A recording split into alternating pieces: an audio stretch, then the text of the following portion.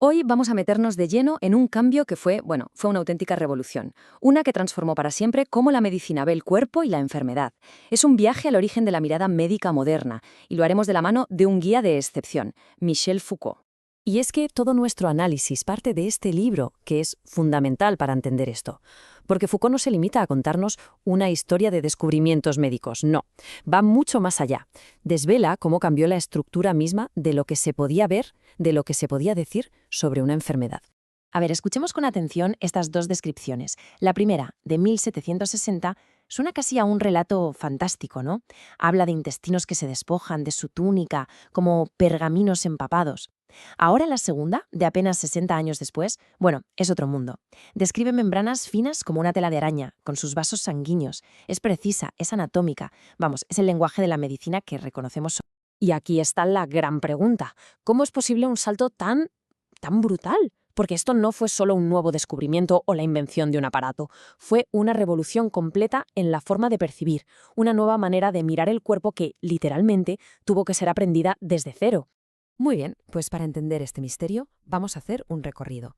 Empezaremos con una historia de dos miradas, luego veremos cómo la enfermedad se concebía como una especie de botánica, analizaremos la política que la rodeaba, el momento clave en que se decide a abrir el cuerpo y finalmente cómo todo esto desemboca en una pregunta que lo cambia todo.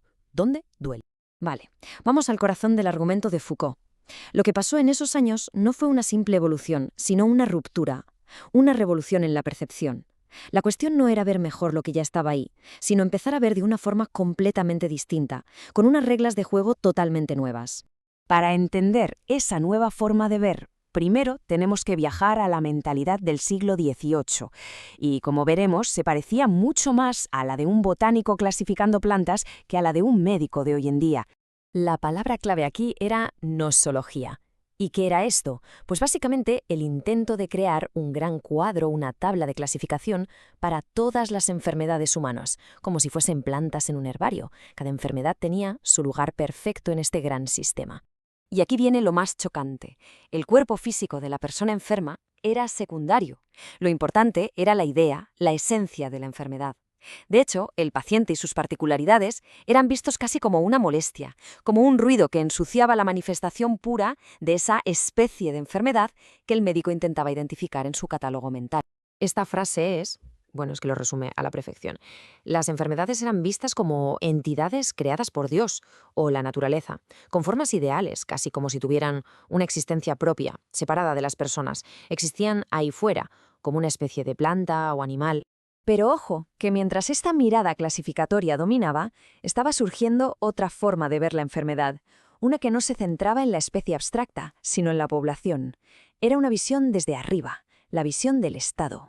Esto es lo que Foucault llama una conciencia política de la enfermedad. Una epidemia ya no era una especie universal, sino una amenaza directa para la fuerza del Estado, para su economía, para su ejército. Era un fenómeno social que había que vigilar, medir y gestionar a gran escala. Esto ya nos suena más, ¿verdad?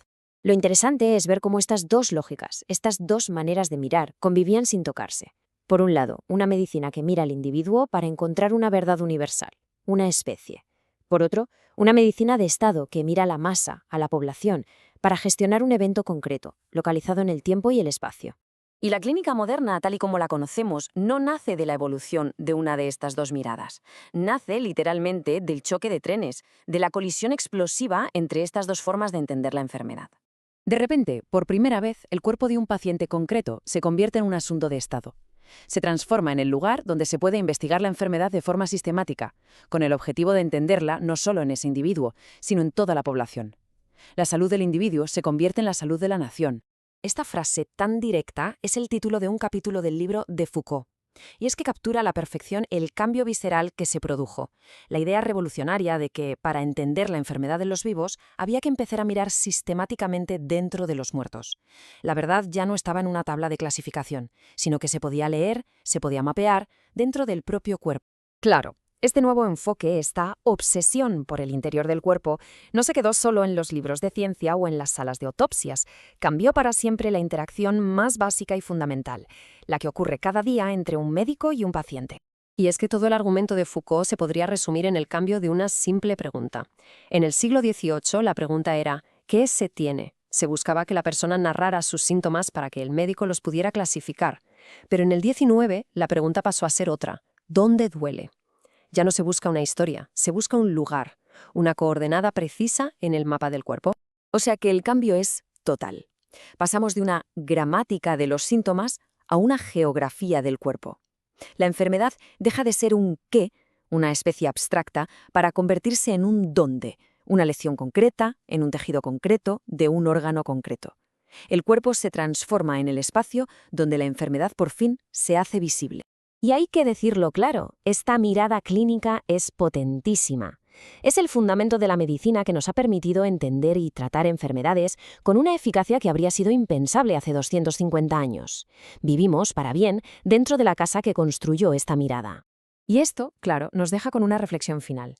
Si esta mirada se construyó históricamente para ver la enfermedad de una manera muy específica, localizándola en el tejido, en el órgano, la pregunta es inevitable. ¿A qué otras cosas podría estar ciega nuestra medicina actual? ¿Qué aspectos de la dolencia, sociales, psicológicos, ambientales, quizás se quedan sistemáticamente fuera de su campo de visión? Ahí queda la pregunta.